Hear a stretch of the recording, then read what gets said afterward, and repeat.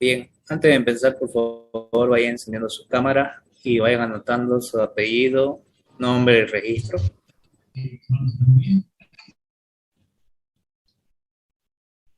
El día de hoy el ingeniero no va a poder dar la clase por el tema que están en sesión IQ para ver una cosa pendiente, ¿no? De ahí. Me pidió por esas razones que le explique la parte teórica del sistema, de la primera ley para sistemas cerrados y abiertos. ¿Ya? No tengan pena. Bien, voy a comenzar a Recording in grabar. progress.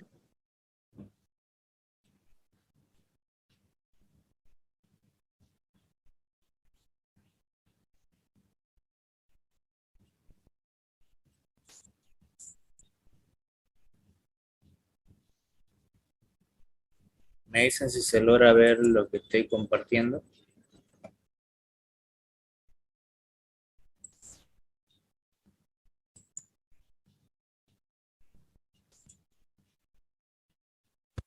¿Se ve?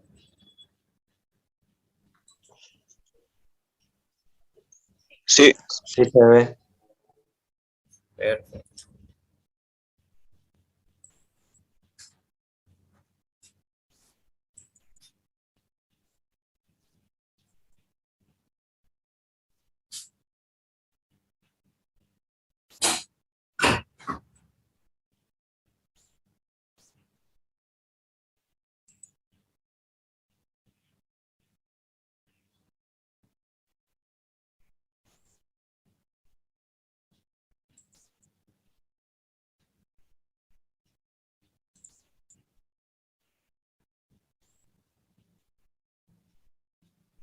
Bien, el día de hoy vamos a ver lo que es la aplicación de la primera ley de la termodinámica para sistemas cerrados, como también vamos a ver para sistemas abiertos.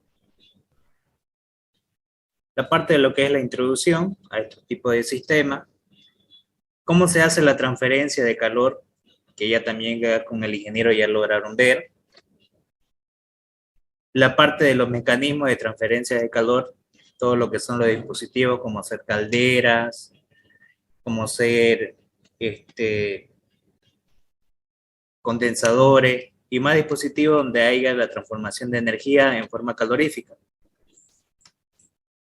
Y la parte de trabajo, lo que vendría a ser las bombas, las turbinas, que viene a realizar los trabajos mecánicos de un sistema. Vamos a ver lo que es el trabajo eléctrico, que ya también es mucho ejercicio, trabajo mecánico de eje, que también ya hicimos ejercicio, y lo que es balance de energía. No es el mismo la propiedad del balance de energía para sistema cerrado que sistema abierto. Eso lo vamos a ver de acuerdo al ejercicio que veamos y de acuerdo al tipo de sistema.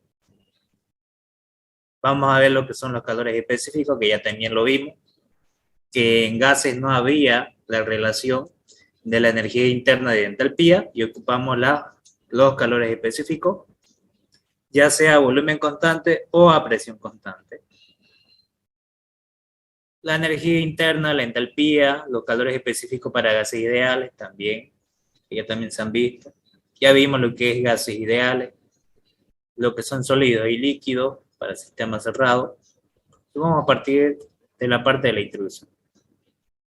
¿Qué es lo que vamos a ver entonces el día de hoy? La aplicación de la primera ley de la termodinámica, que es el principio de conservación de la energía. ¿Qué me dice el principio de conservación de la energía?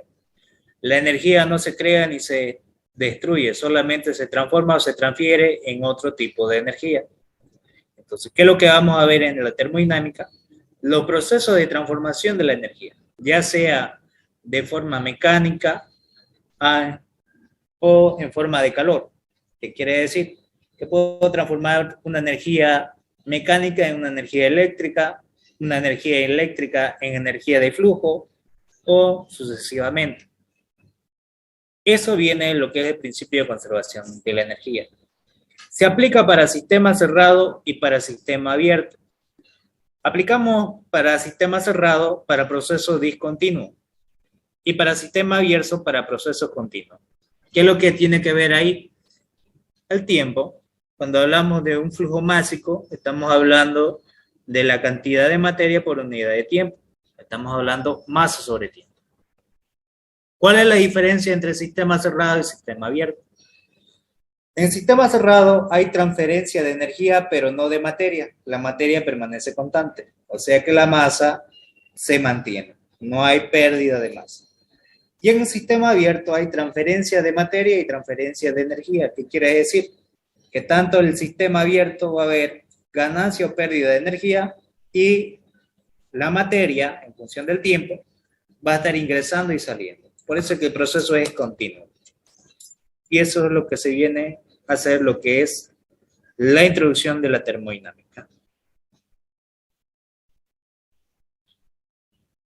Transferencia de calor. Hay tres formas de transferencia de calor, ya sea por conducción, como vemos aquí una barra de fierro, se va a calentar y eso va a producir que se forme calor, lo que va a hacer que directamente comience a calentar la barra y haya una conducción del calor.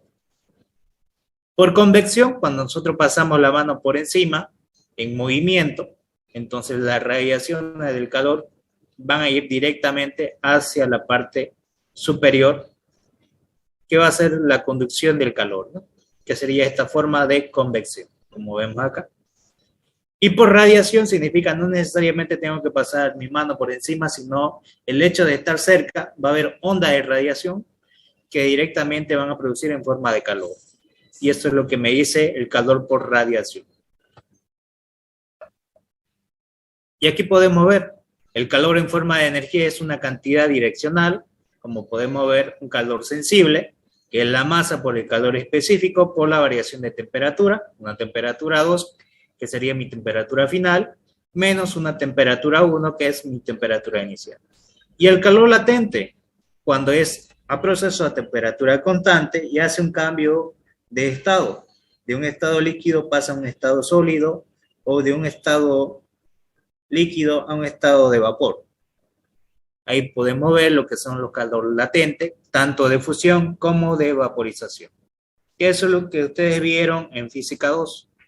Hasta ahí, ¿me sigue? Perfecto. Entonces, lo que vamos a ver en termos es que estos calores que vemos acá va a depender del tipo de sistema. Y eso va a ser un calor, ya sea una capacidad que va a depender de las capacidades, ya sea una capacidad calorífica a volumen constante o a presión constante. Fíjense que la misma presión de acá, solamente lo que cambiaría sería este calor específico. Para procesos adiabáticos, se designa como un proceso adiabático aquel el cual sistema no intercambia calor con su entorno. ¿Qué quiere decir? Que no hay transferencia de calor, que la transferencia de calor es nula, que quiere decir que es cero, que el calor no va a haber transferencia de calor de un cuerpo hacia otro. La transferencia de calor con el entorno es el calentamiento o enfriamiento adiabático, son procesos comunes que ocurren debido al cambio de presión de un gas. Esto puede ser cuantificado usando la ley de los gases ideales. Puedo utilizarlo también para la parte de los gases, como también lo puedo utilizar para la parte de los líquidos. Cuando hablamos de un proceso adiabático, no hay transferencia de calor. Su calor es cero. Aquí podemos ver dos dispositivos, un objeto y otro, ¿no? Que podemos ver aquí un proceso de expansión, cuando incrementa su volumen, debido a las interacciones del gas, lo que va a producir es que incremente, ¿no? Una presión por diferencial de presión y una presión inicial. Lo mismo va a pasar, pero con el proceso de compresión, cuando va disminuyendo su volumen. Cuando aumenta su volumen, proceso de expansión. Cuando disminuye su volumen, proceso de compresión.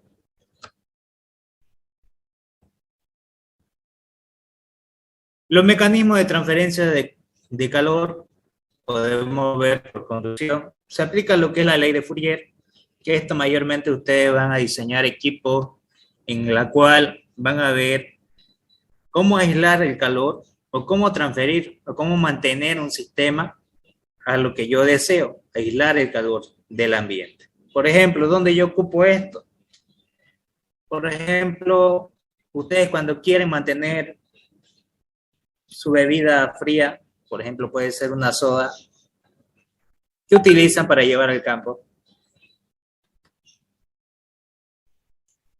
Una nevera. Ya, puede ser una nevera, pero también lo más económico, lo más barato que ustedes... ¿Cuál? El Tecnopor creo que. Correcto. Lo que van a llevar es una conservadora, ¿cierto? Ya sea de plastofor o ya sea de plástico. ¿Sí? Sí.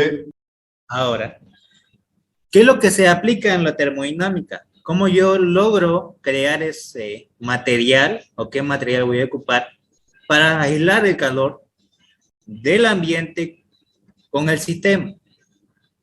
De lo que está en el sistema con el ambiente. ¿Cómo concentrar y no disipar el calor? Para eso entra esta parte. Saber que cada tipo de material representa una constante diatérmica o de conductividad de flujo que directamente me va a aislar lo que es el calor y mucho va a depender lo que es la superficie. Por ejemplo, este calor, este flujo calorífico, que traspasa esta pared, esta sección de acá, en forma de temperaturas que van a variar. De ahí va a venir el proceso de transferencia de calor. En este estado estacionario que vemos aquí, se ve lo siguiente. Se van a ver lo que es el calor o la velocidad de flujo calorífico en watts. Se va a ver el área o la superficie en metros cuadrados, la cual se va a atravesar si tiene lugar una transmisión de calor, que quiere decir que para dimensionar ese aislante de calor, tengo que tomar en cuenta cuánto de espesor tiene que tener, cuánto es la sección que debe ocupar, para poder evitar la transferencia de calor. También vamos a ver esta constante K, que es la conductividad térmica de los materiales, que esto va a depender del tipo de material que yo voy a utilizar, si es un plastofor, si es una madera, la cual atraviesa en la dirección en X, como vemos acá, un espesor de 1 milímetro del material. En este caso sería para ese ejemplo. Como consecuencia, la diferencial de 1 grado en los extremos opuestos. Esta constante está para 1 milímetro de espesor por la diferencial de 1 grado. Esto yo lo voy a determinar en tablas, que va a depender de cada tipo de material. Puede ser plastofor, puede ser vidrio, puede ser madera. Entonces, de acuerdo al tipo de material, va a depender esta constante de conductividad térmica. Y vamos a ver lo siguiente, la derivada de la temperatura con respecto a la sección. Cuando hablamos de esta parte de acá, de X, que es la transferencia de calor donde va a ser recorrido, es la gradiente de temperatura, que va a estar en grados Kelvin sobre metros, que es la variación de temperatura en la dirección indicada por X. Esto depende que el flujo calorífico esté ingresando de afuera hacia adentro. También puede ser al revés, de afuera, de adentro hacia afuera. Esto es cuando aplicamos la ley de Fourier, cuando queremos hacer para sistemas de refrigeración o de aislación de calor. Se utiliza lo que es la ley de Fourier para estados estacionarios, como podemos ver acá, que va a depender mucho del material, depende de la sección misma de la superficie y de la variación de la gradiente, como podemos ver acá. También vamos a ver la convección por la ley de Newton. El calor que fluye debido a la variación de la densidad del aire se denomina por convección. Cuando hablamos de un cuerpo que se encuentra en movimiento, donde hay una parte donde se origina calor, a eso se le llama la convección por ser natural o forzada. ¿Qué quiere decir? Que el calor puede ser directamente natural o lo puedo forzar creándolo yo la fuente de calor, ¿no? Aquí podemos ver un radiador, que es lo que ustedes tienen en su parte de su vehículo, ¿Qué utilizan entonces ahí? Ustedes utilizan como refrigerante el agua, lo que va a estar en circulación, por unas tuberías que están dentro del radiador que va a circular con un ventilador. Lo que va a hacer es, debido a ese ciclo que tiene, del fluido del motor que va a tener aceite y demás, donde va a estar en funcionamiento mecánico, los engranajes y demás, va a calentar. Si eso se sigue calentando, ese material se va a fundir, se va a dilatar y se va a desgastar. Para eso se utiliza un método de refrigeración que es el radiador, por donde va a pasar una tubería dentro de lo que es la carcasa misma del radiador y la parte del motor, que lo que va a hacer es enfriar, bajar la temperatura. ¿Para qué? Para que el material que está dentro funcionando no funda. De igual manera, a eso viene lo que es, por la primera ley de Newton, la transferencia de calor por convección. Cuando aplicamos esta ley de enfriamiento de Newton, se expresa la transferencia del calor de la siguiente manera, que es el flujo calorífico, porque hablamos de la diferencial de calor, la derivada del calor con respecto al tiempo. Entonces me dice que este calor va a depender del tiempo de circulación. Y va a depender de esta variable. H, que sería el coeficiente de convección que tiene el material. A, que sería el área de contacto del fluido o la sección o superficie, por la variación de temperatura, una temperatura final menos una temperatura inicial. Esta de acá es la temperatura del cuerpo y esta es la temperatura del fluido. Cuando hablamos de una superficie sólida, y aquí hablamos de la parte del fluido que sería en este caso el agua, que se encuentra lejos del cuerpo. Lo que entra de transferencia de calor por convección. Esto también lo vamos a ver como es el procedimiento de convección aplicando la primera ley de Newton para la transferencia de calor. También vamos a ver lo que es la transferencia de calor por radiación cuando aplicamos la ley de Stefan Boltzmann, que me indica la potencia de la unidad del área que se emite en un cuerpo depende de la temperatura, como podemos ver aquí. Esta unidad de potencia que vamos a medir va a depender de esta constante de radiación, que depende de esta constante y de la temperatura, que va a estar elevada a la cuarta sobre el exponencial. Donde T sub E, que vemos acá, es la temperatura efectiva, que eso depende de la superficie. Por eso que dice que la temperatura absoluta de la superficie y sigma de Stefan Boltzmann van a ser valores constantes. Por ejemplo, este valor de acá ya está definido. Es una constante universal que no va a variar. Que la constante sigma de Stefan Boltzmann vale 5,67 por 10 al exponente menos 8 W sobre m al cuadrado por k a la cuarta, que es k, grados Kelvin, metros y watts. Entonces yo lo que voy a tener son esas unidades: superficie, temperatura y energía. Entonces, el calor por radiación va a ser proporcional a la constante de Stefan Boltzmann, la superficie o sección, por la variación de las temperaturas finales menos iniciales, elevado a la cuarta.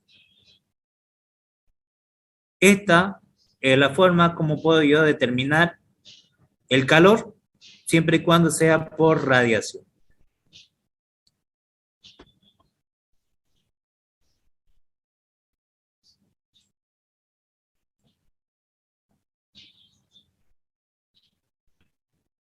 Dentro de un sistema también vamos a ver lo que es el trabajo no puntual, que depende del camino a seguir, que es decir, que no calcula el estado. ¿Qué quiere decir? Habíamos dicho que un sistema, voy a volver para adelante, ahí. Habíamos dicho que un sistema siempre está enmarcado por una frontera ya sea real o imaginaria, donde yo voy a sacar todas las propiedades que hay dentro de ese sistema. Entonces, fíjense que siempre va a haber un medio o un entorno, que es la parte segmentada que tenemos acá, y un sistema, que ese sistema no es nada más que la energía acumulada, que es igual a la energía producida o ganada que se pierde de fuera del sistema. ¿Qué quiere decir? Como dice el principio de conservación de la energía no se crea ni se destruye. ¿Qué quiere decir? Que puede entrar la energía en forma de calor o de trabajo y me va a producir dentro del sistema una energía propia de acuerdo a la sustancia que esté ahí. Puede ser una energía interna, puede haber energía cinética, puede haber energía potencial, que esa va a ser producida dentro del sistema. Entonces, toda la energía acumulada dentro del sistema es proporcional a toda la energía externa, ya sea que ingrese al sistema. Por eso que dice que el sistema puede perder o puede ganar energía. Si el trabajo sale, el trabajo va a ser positivo. Si el trabajo ingresa, un proceso de compresión, por ejemplo, va a ser negativo. En cambio que el calor, si el calor ingresa, va a ser positivo, y si el calor sale, va a ser negativo. Lo contrario, lo que es el trabajo. Y ese trabajo mucho va a depender de acuerdo al tipo de trabajo. Puede ser un trabajo eléctrico, puede ser un trabajo mecánico, puede ser un trabajo de eje o un trabajo de flujo. Recuerdo que el trabajo de fuerza por distancia, que eso es lo que ustedes vieron en Física 1, lo que aprendieron en trabajo y energía. Y ese trabajo siempre va a estar medido con relación a lo que es la conversión de la energía. El calor siempre lo van a medir en kilojoules, en joules o en BTU, pero el trabajo siempre se mide en newton por metro o newton por centímetros. Pero newton por metro es equivalente a joules. Entonces siempre tiene que ver una unidad que me relacione tanto lo que es el trabajo con el calor. Para ese caso, el trabajo vamos a trabajarlo con kilojoules o joules. ¿Para qué? Para poder relacionar y hacer la suma de energías o resta de energía. Entonces lo que voy a tener que el trabajo va a ser igual, si lo quiero en unidades de masa, al trabajo sobre la masa, lo que me va a dar un trabajo específico, que va a ser kilojoules sobre kilogramos.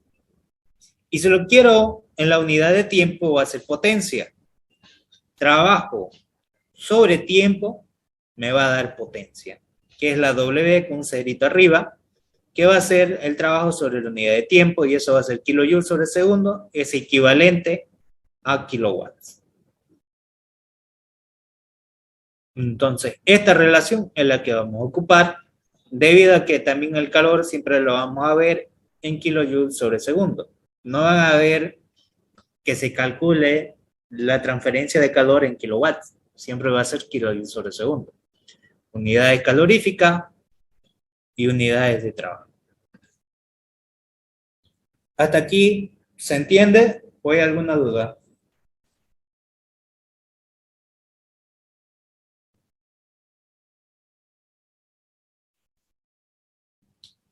¿Todo claro? Sí, ingeniero. Bien. Ahora sí. También vamos a ver lo que es el trabajo eléctrico, que también depende de lo que es el efecto Joule. Este trabajo eléctrico es el que se realiza como consecuencia de una diferencia de potencial eléctrico, que transforma el calor a través de una resistencia eléctrica.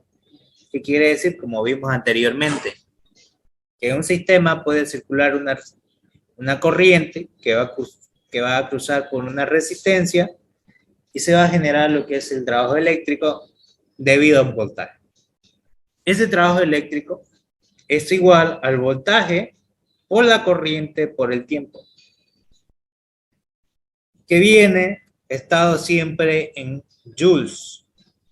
la relación del trabajo. ¿Para qué? Para poder hacer la suma de unidades. Si yo quiero transformar en joules, ¿qué tiene que tener entonces? Voltios, amperes, segundos. Voltios por ampere por segundo me va a dar joules. Por eso que el trabajo eléctrico es igual al voltaje por la corriente por el tiempo. Ese voltaje es constante de 220 voltios que se propaga en una carga de intensidad de corriente en amperes. Mayormente va a depender también del voltaje de acuerdo a lo que vaya a ser el uso, ¿no?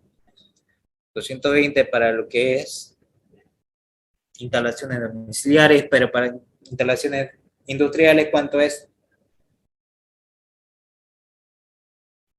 380. 380. Entonces, mucho va a depender de eso.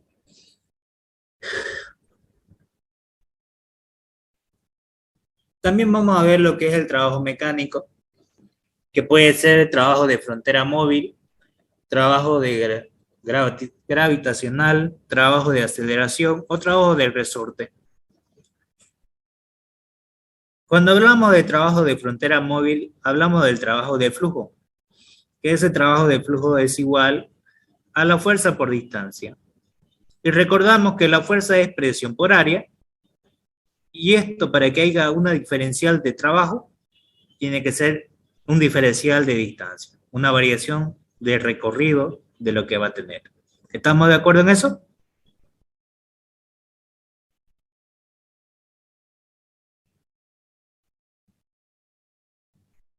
Sí, ¿no? Para que haya trabajo tiene que haber un movimiento, un desplazamiento. Si no hay un desplazamiento, no va a haber trabajo. Entonces, lo que me va a quedar área por diferencial de X va a ser igual al diferencial de volumen. En un cilindro, la sección se mantiene, lo que cambia es la altura. Entonces, lo que voy a tener, si la sección es la misma y la altura es la que varía, voy a tener un diferencial de volumen. Entonces, me queda que el trabajo de frontera móvil o trabajo de flujo va a ser igual a presión por diferencial de volumen, siempre y cuando sea un proceso isobárico. Y una de las unidades más comunes es kilopascales por metros cúbicos, me va a dar kilojoules. Y PSI por pie cúbico me va a dar BTU, que sería 5,501 BTU.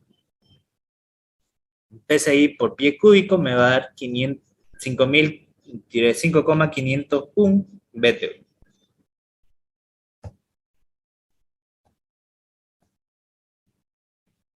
El trabajo gravitacional no es nada más que la energía potencial, donde recordamos que el trabajo es fuerza por distancia, recordamos que la fuerza va a ser igual al peso, que va a ser masa por gravedad, reemplazo y me queda que el diferencial de trabajo va a ser igual a la masa por la gravedad por la diferencial de altura.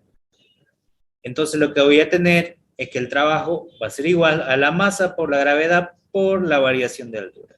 Y esto es para mí la energía potencial, que es también igual conocido como trabajo gravitacional. Y el trabajo de aceleración no es nada más que la energía cinética, donde dice que el trabajo es igual a la fuerza por la distancia. Sabemos que la segunda ley de Newton me dice que la suma de todas las interacciones que actúan sobre un cuerpo es proporcional a la variación de su velocidad que va a tener dicho cuerpo. Entonces lo que tenemos es que es sumatoria de fuerzas igual a masa por aceleración. Reemplazo ese valor. Entonces lo que voy a tener de B de fuerza va a ser masa por aceleración por diferencial de X, que es desplazamiento. Y recordamos que en física 1, la aceleración es igual a la derivada de la velocidad con respecto al tiempo. Y recordamos que la velocidad es igual a distancia sobre tiempo. Entonces, reemplazo lo que es la aceleración y voy a tener la masa por la derivada de la velocidad con respecto al tiempo por d dB. Aquí lo voy a corregir, si no.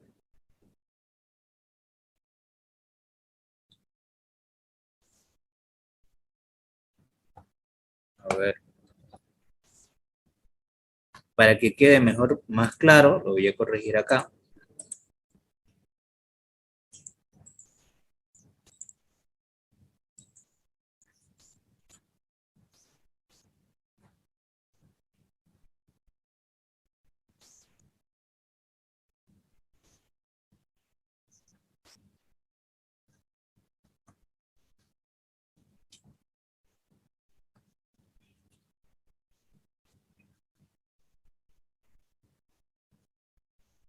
Ahora sí.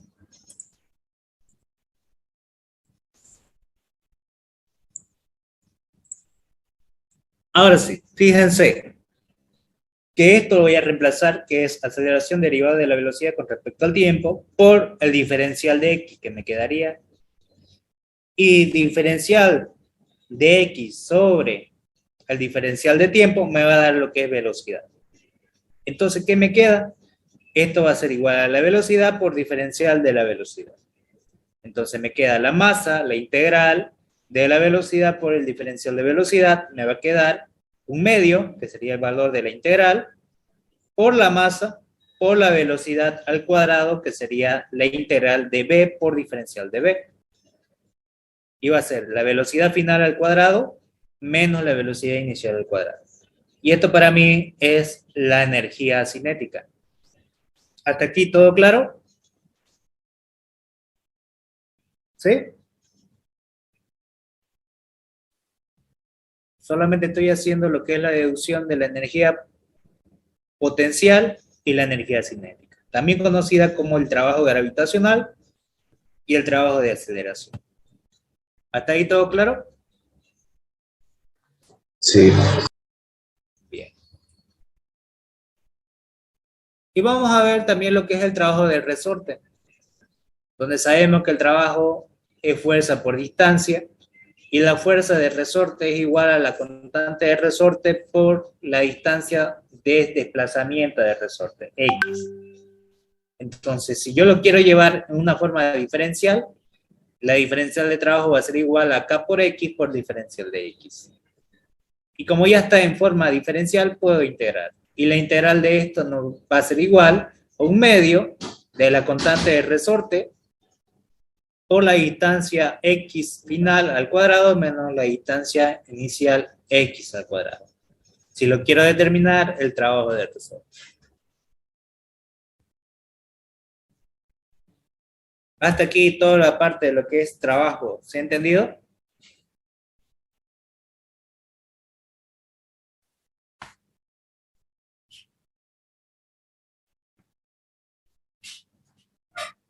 ¿Sí? Sí, sí, sí. Bien. Y en el balance de energía, aplicando lo que es la primera ley de la termodinámica, es el principio de conservación de la energía. ¿Qué quiere decir? La existencia total de la energía. ¿Qué quiere decir? Que la energía siempre se va a conservar. Ya sea que se puede perder la cantidad de energía, pero siempre va a ser equivalente. La energía solamente lo que va a hacer es transformarse en otro tipo de energía. Aquí podemos ver. Para un proceso de transferencia de calor sin interacción de trabajo. Entonces estamos hablando de un proceso isocórico a volumen constante. Si el volumen no hay, entonces el trabajo va a ser nulo y el calor va a ser igual a la variación de energía. Si el proceso con interacción de trabajo, pero sin transferencia de calor, entonces estamos hablando de un proceso adiabático, donde no va a haber transferencia de calor, que va a ser nulo, entonces me va a quedar que menos el trabajo va a ser igual a la variación de energía dentro del sistema. Y como aplicamos la ley de la termodinámica, entonces el calor va a ser igual a la variación de energía y el trabajo va a ser igual a la variación de energía también. Si aplico la primera ley, va a ser calor menos el trabajo igual a la variación de energía. Mucho va a depender del tipo de sistema. Si el sistema es cerrado, va a ser variación de energía interna. Si el sistema es abierto, variación de entalpía. También puede tener energía cinética y potencial de acuerdo al tipo de dispositivo que se vaya a trabajar. Si hay variación de velocidad, va a haber energía cinética. Si hay diferencia de altura, va a haber energía potencial. Como tenemos Q es la cantidad de calor total en kilojoule, W es el trabajo, y delta D es la variación de energía total del sistema.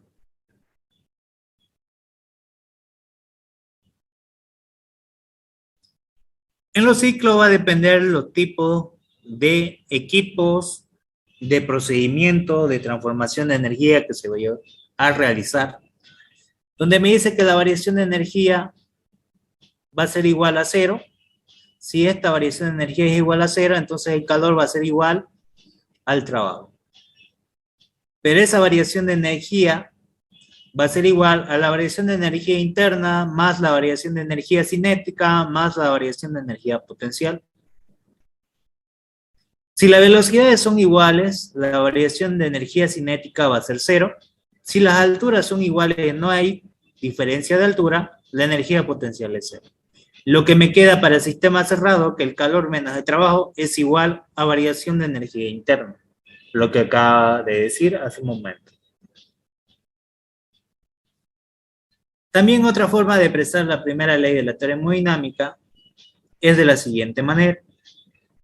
Lo puedo expresar en kilojoules, que son las energías en forma de calor, energías absolutas, pero también puedo hacer energías específicas por la unidad de masa.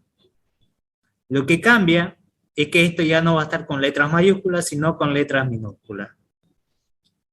El calor por la unidad de masa menos el trabajo por la unidad de masa va a ser igual a la variación de energía interna específica, que va a estar en sus unidades en kilojoules sobre kilogramos. Que también lo puedo expresar en forma de trabajo, como tenemos acá. Un diferencial de calor menos un diferencial de trabajo es igual a un diferencial de energía interna. Cualquiera de estos dos símbolos es válido. Y esto siempre y cuando esté en kilojoules.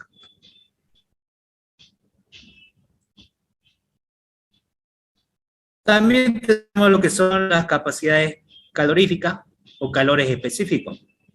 Vamos a ver lo que son los CP y los CB, que ya también hemos hecho ejercicio de gases. Que CP, la capacidad calorífica a volumen constante, que CP, la capacidad calorífica a presión constante. Es equivalente a la derivada de la energía interna con respecto a la temperatura, y el CP es la derivada de la entalpía con respecto a la temperatura. Esto es a volumen constante y este es a presión constante. Cuando aplicamos la primera ley a volumen constante, un proceso isométrico o isocórico, voy a tener la siguiente ecuación de la primera ley. Calor menos el trabajo es igual a la diferencial de energía interna. Este calor menos el trabajo va a depender del tipo de trabajo que se vayan a realizar. Puede ser un trabajo de flujo más otro tipo de trabajo. Puede ser un trabajo eléctrico, un trabajo mecánico. Ahí se suman y es el trabajo neto total que va a haber. Va a ser igual a la diferencial de la energía interna.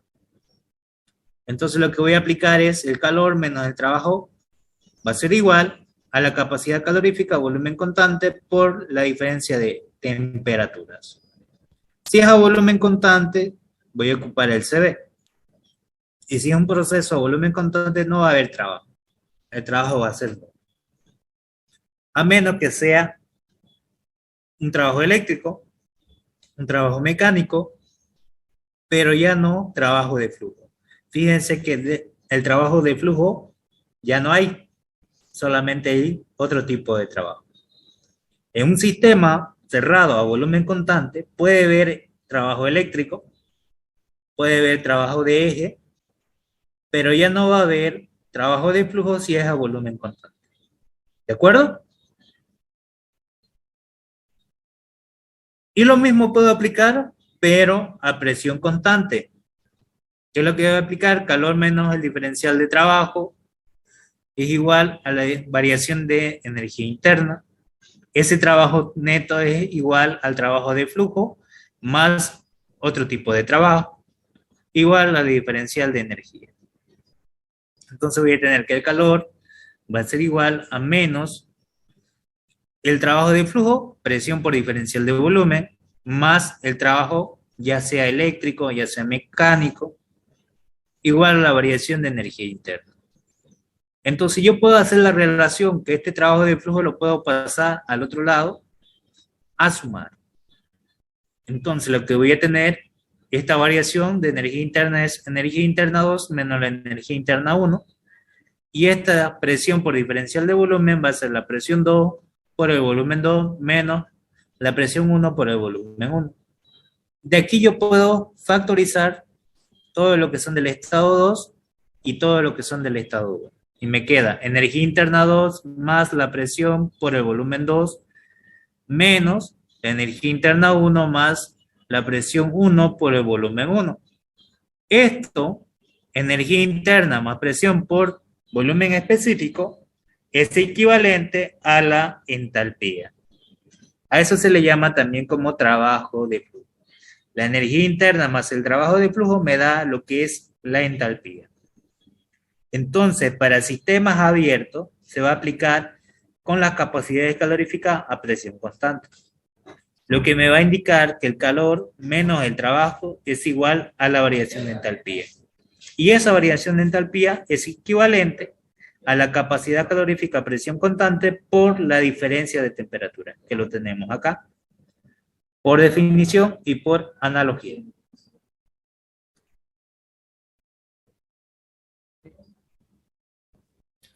La energía interna y la entalpía y los calores específicos en los gases ideales, vemos lo siguiente, ¿no? Que la energía interna, la entalpía, la capacidad calorífica a volumen constante y la capacidad calorífica a presión constante son propiedades que dependen de la temperatura. En los gases es muy importante la temperatura. Entonces lo que voy a tener que la diferencia de la energía interna va a ser igual a la integral de la capacidad calorífica a volumen constante en función de la temperatura por una variación de temperatura. De una temperatura inicial a una temperatura final.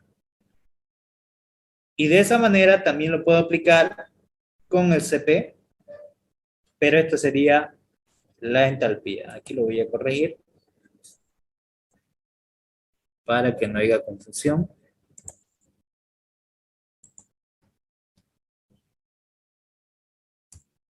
Ahí está.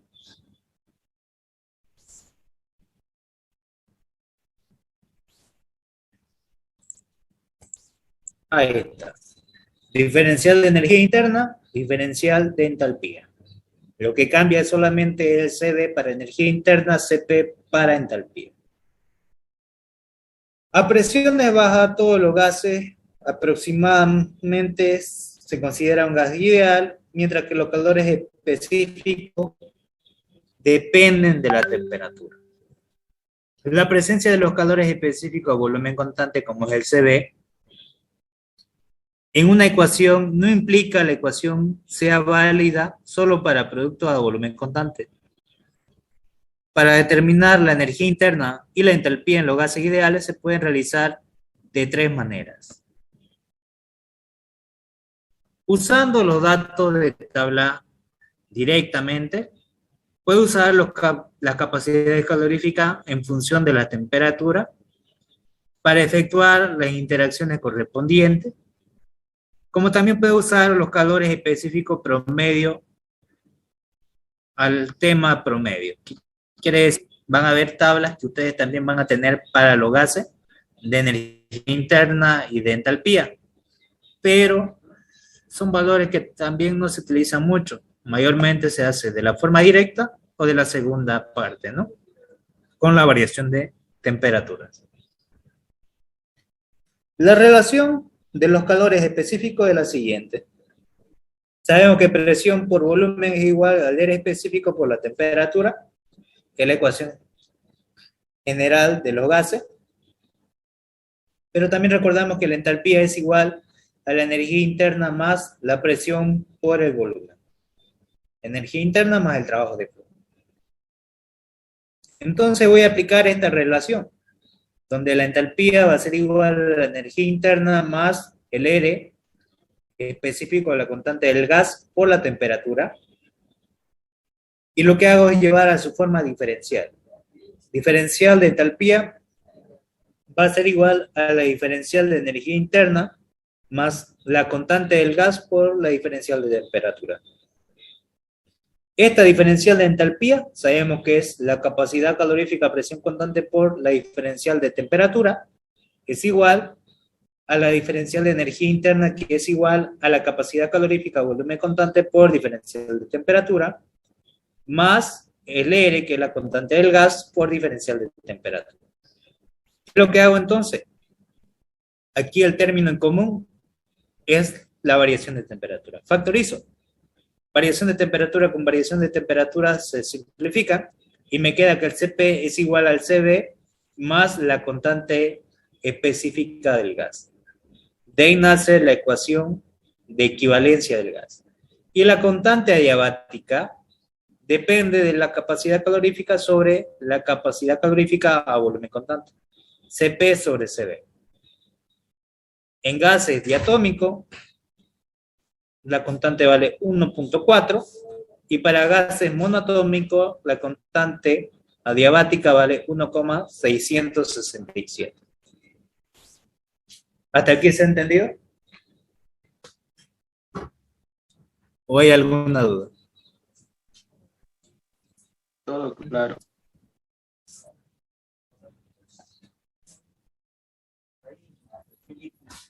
En los sólidos y líquidos van a ver la sustancia incompresible cuando son a volumen constante.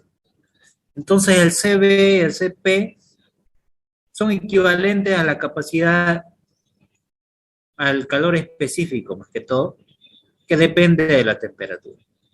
Esto solamente se aplica para sólidos y líquidos, donde su Cp y Cv permanece constante.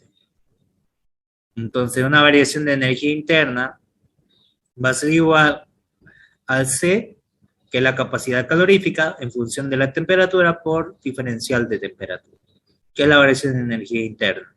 Lo mismo va a pasar con la entalpía, pero fíjense que esto no va a cambiar, se va a mantener constante, el mismo valor. Si es líquido o si es sólido.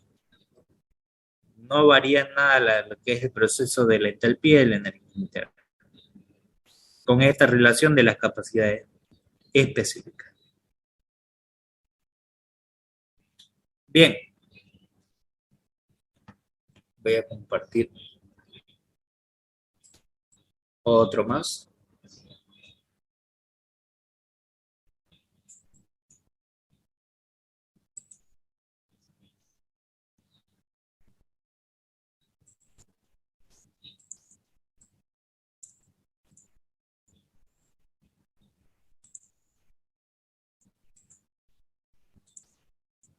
Este ya lo habíamos visto con el ingeniero.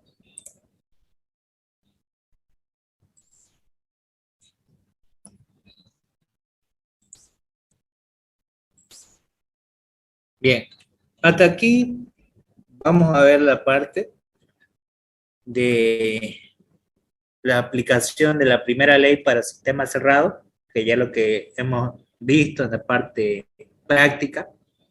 Vamos a hacer algunos ejercicios con resistencia, con trabajo de eje, pero también vamos a ver estos dispositivos, como lo que estamos viendo ahorita en la imagen. Este dispositivo se le llama tobera, que se aplica para sistema abierto. ¿Por qué? Porque va a ingresar un fluido por acá y va a salir el mismo fluido. El fluido va a estar siempre continuo en movimiento. Entonces va a haber transferencia de materia y transferencia de energía. Al cambiar las secciones, entonces lo que ustedes van a aplicar es lo que aprendieron en física 2, caudal. Aquí era igual caudal en física 2.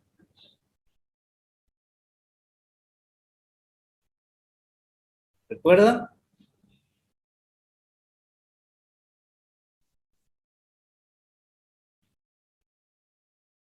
El caudal era equivalente a la velocidad por el área. ¿Qué quiere decir? Al tener mayor sección, la velocidad tiene que ser menor. A menor sección, la velocidad mayor. Entonces aquí lo que va a ganar es energía cinética, ¿no? Va a entrar a una menor velocidad y va a salir una mayor velocidad. Y con las presiones, son las líneas de presiones que van a chocar contra la tobera misma, con este aparato. y va a disminuir la presión. Entonces va a entrar a una mayor presión y sale una menor presión. Eso lo vamos a ver a detalle para cada dispositivo. Vamos a ver para tobera, vamos a ver para válvula de estrangulamiento, que es la llave del grifo que ustedes tienen, o llaves de paso para cerrar el caudal. Eso se le llama válvula de estrangulamiento. Lo que hace es estrangular el fluido, reduciendo el paso del fluido, ya sea parcialmente o totalmente. Igual vamos a ver cómo se analiza qué procesos realiza ese dispositivo, tanto como es la válvula de estrangulamiento, como vemos aquí la tobera, y va a haber otro sinfín de equipos. Voy a ver si es que lo tengo por acá.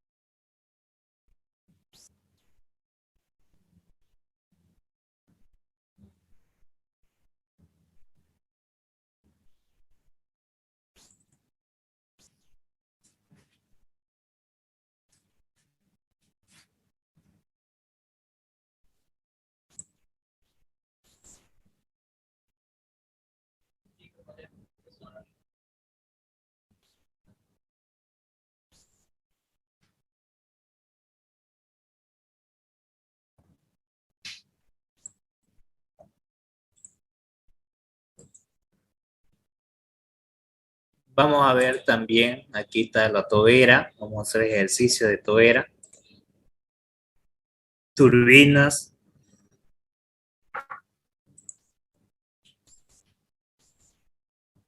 intercambiadores de calor, en este caso viene a ser lo que es un intercambiador de contacto de pared. Directamente la transferencia de calor se hace de dos distintos fluidos, no hay el contacto directo entre los fluidos. Igual de esta manera, podemos ver aquí uno de carcasa y tubo. Y vamos a ver luego dispositivos unidos, ¿no? Una turbina, un compresor y un sistema de intercambiador de contacto de pared.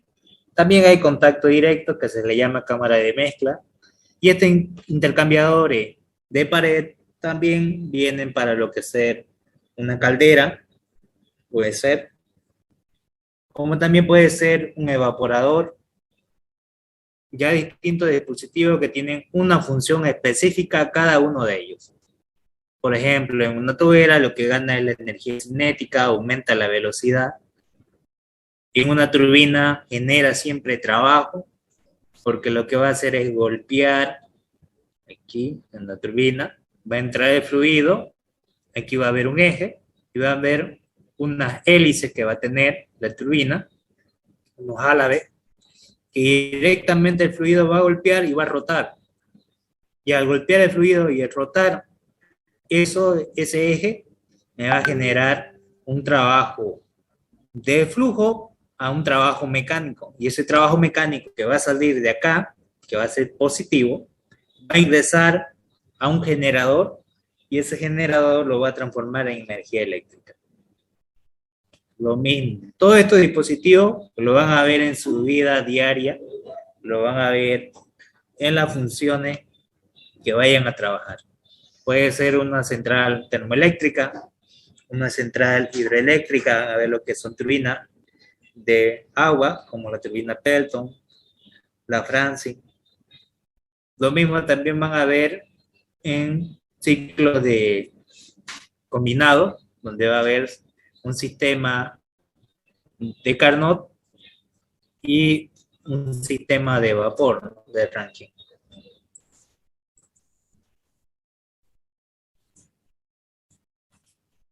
Bien, hasta aquí lo vamos a hacer por hoy día.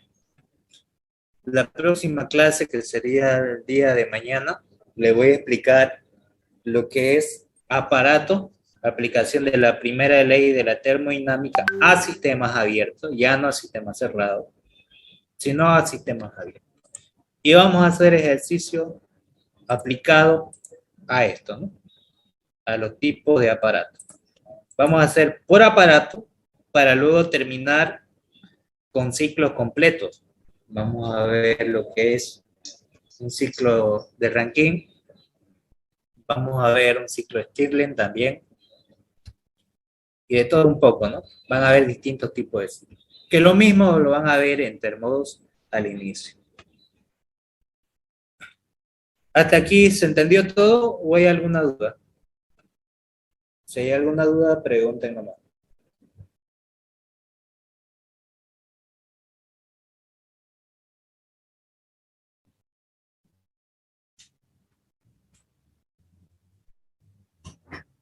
No, Todo claro, Ausi, pero ese, el documento en el que presentó, ¿lo va a enviar?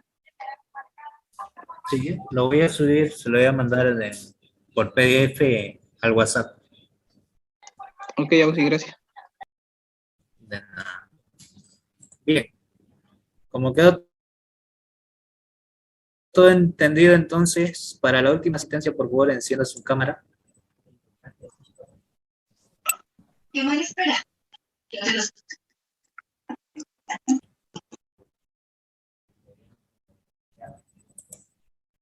El día de mañana, por favor, no se falten porque es una de las clases importantes. Porque si le entienden a lo que es aparato solamente por cada uno de los dispositivos, cuando hagamos los ciclos no le va a costar nada. Es la base para varias materias lo que vamos a avanzar mañana. Van a aplicarlo en turbomáquina, en hidráulica, en máquinas hidráulicas, lo van a aplicar también en lo que es máquinas térmicas y lo que es termodos también. ¿Sí? Es importante que estén el día de mañana. ¿Listo?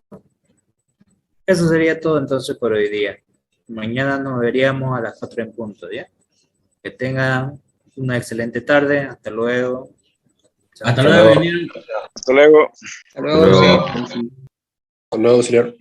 Hasta luego. Hasta luego, ingeniero. Hasta luego.